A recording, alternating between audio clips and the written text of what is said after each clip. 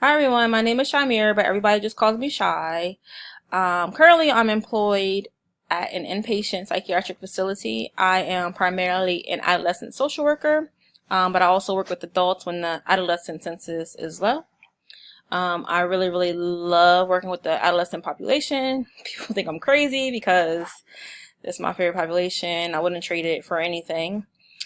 The adolescents that I am a social worker for in the inpatient facility, they have a wide range of issues. Of course, mental health issues, some substance abuse issues, and some behavior issues like aggression, defiance, things like that.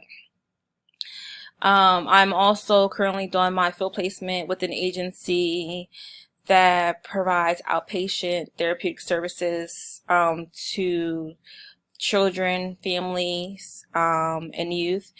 And they serve children ages 2 to 17 every once in a while, an 18-year-old, depending on the situation. And I currently shadow a master's level therapist, clinician in the community, and we actually go to the client's home and provide therapeutic services. And we also take them out in the community and conduct therapy sessions. I hope to get out of this course a better understanding of trauma and just how I can help my clients slash patients cope with their traumatic experiences. I come across a lot of patients slash clients who have experienced a traumatic event, and I always don't know what to say or how to help them. So I'm looking forward to this course to teach me, those interventions or skills.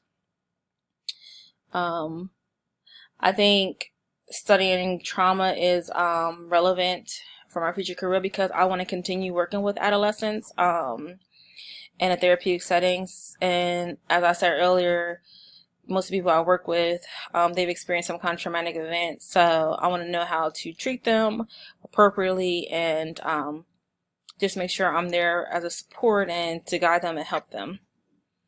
3 ways I'll take care of myself this semester is this semester I'll take a break when I need to.